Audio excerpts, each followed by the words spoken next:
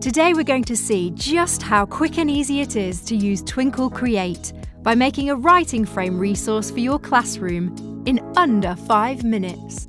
First, head to the Twinkl website and open the Create tool. Select Resource Types from the tab on the left and choose Writing Frame. Choose one of the pre-made designs for inspiration or to save even more time when creating your own writing frame. Now let's click on Shapes. Select a shape and adjust the placement and size using the bounding box.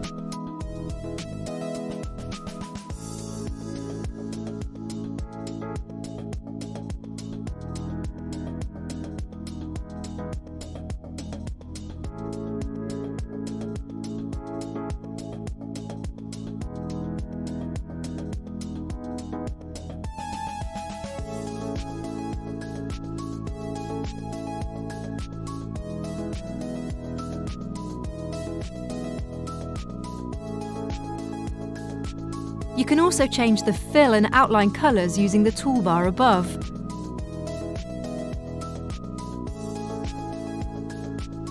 When you're happy with the design of your writing frame, give the resource a title and click Download.